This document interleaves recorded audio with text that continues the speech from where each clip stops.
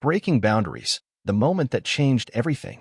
For Emily Davis, love had always come with unspoken rules, boundaries society had long established.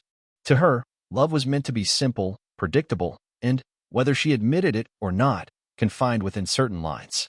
Race, she told herself, was one of them. It wasn't hate, she believed that with her whole heart. It was just the way things were.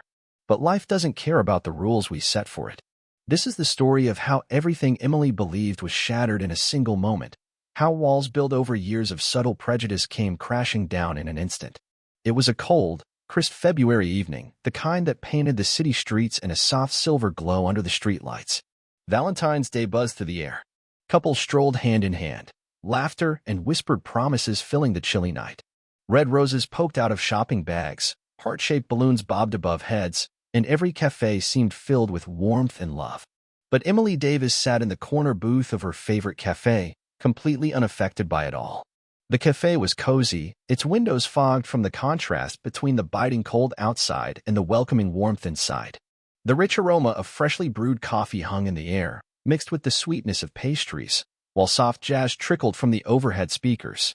Emily sat stirring her cappuccino absent-mindedly, the little foam heart on top slowly dissolving. Her best friend, Nicole Bennett, sat across from her, scrolling through her phone between sips of her latte. They had been coming here for years, a little tradition of theirs, but tonight felt different. Nicole noticed Emily's distracted stare and nudged her foot under the table. "You okay?" Emily didn't answer right away. Her gaze was fixed on a couple sitting by the window. She tilted her head toward them. "Look," she muttered, her voice low but sharp. Nicole followed her gaze. The couple sat close, laughing quietly, hands gently brushing across the table. The woman, a white girl, probably mid-20s, tilted her head back in a carefree laugh. The man sitting across from her, a tall black man, reached over to brush a crumb from her cheek. Their happiness was so natural, so effortless. Emily's jaw tightened. Nicole blinked. "What about them?" Emily leaned in, her voice dropping. "It's just weird. A white girl with a black guy. I don't get it." Nicole's phone clattered against the table as she set it down hard. What the hell?"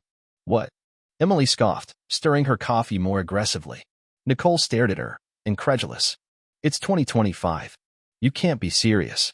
"I'm not racist," Emily defended quickly. "I just think people should stick to their own. It just makes sense." Nicole's jaw dropped. "You hear yourself right now?" Emily's face flushed with a mixture of embarrassment and stubbornness. "I don't hate anyone, Nick. I'm just saying it looks wrong. It's not how things are supposed to be." Nicole leaned back, arms crossed tightly. "Supposed to be according to who?" Emily didn't answer. She didn't know. It was just the way she had always seen things. The way she'd been taught, subtly, quietly, by family dinners, schoolyard conversations, and the silent nods from people who never spoke these thoughts out loud but carried them anyway. The conversation hung heavy between them. Nicole sighed, grabbing her phone again, but Emily's gaze lingered on the couple by the window.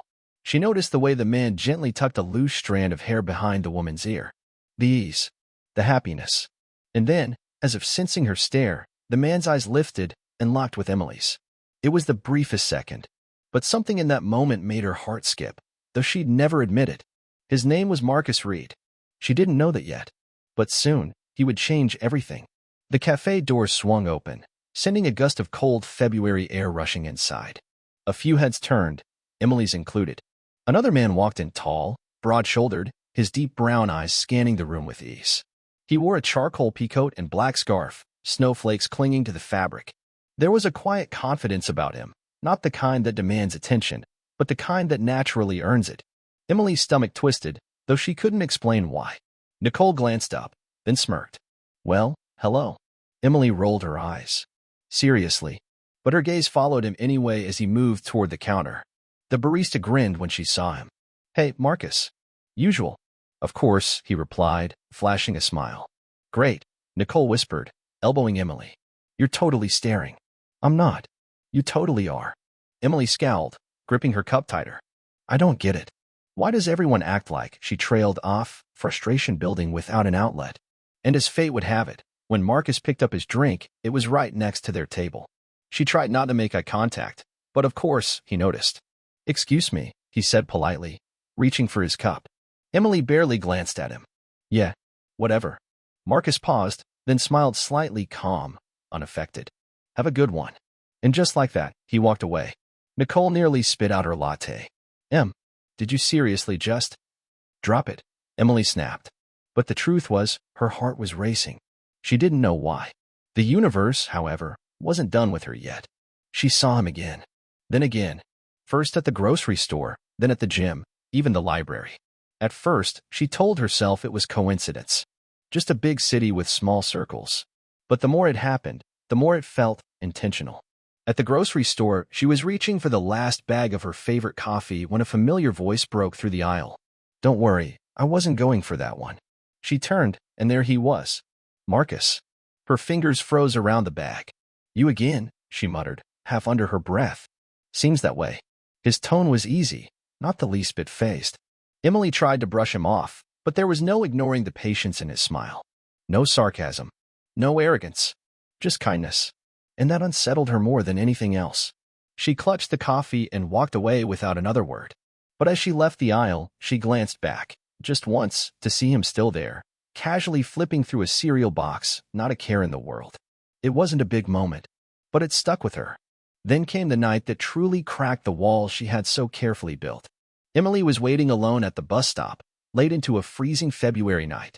The streets were nearly empty, the occasional car passing under flickering streetlights. She checked her phone. The next bus wasn't due for another 15 minutes. Then she heard footsteps. 3 men, loud, laughing, rounded the corner. They weren't just passing by. Their eyes landed directly on her. Hey, sweetheart, one called. Cold night to be out here alone. Her grip on her bag tightened.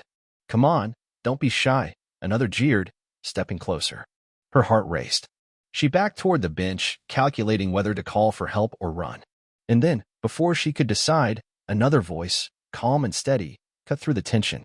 She's not interested. The men turned. Marcus. He stood there, hands in his pockets, gaze level but unwavering.